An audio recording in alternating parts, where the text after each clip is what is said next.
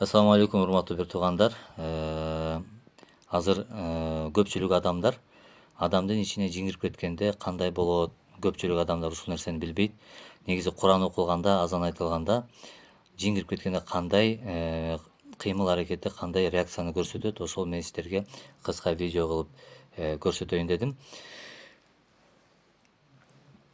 أعوذ بالله من الشيطان الرجيم بسم الله الرحمن الرحيم الله لا إله إلا هو الحي القيوم لا تأخذه سنة ولا نوم له ما في السماوات وما في الأرض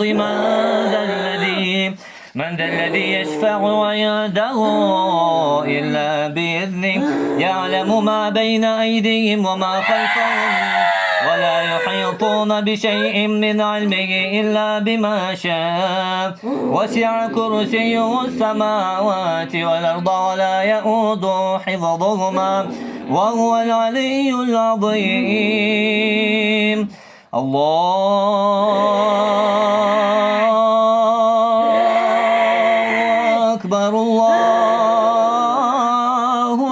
أكبر الله أكبر الله أكبر أشهد أن لا إله إلا الله أشهد أن لا إله إلا الله أشهد أن محمد رسول الله أشهد أن محمد رسول الله حي على الصلاة حي على الصلاة.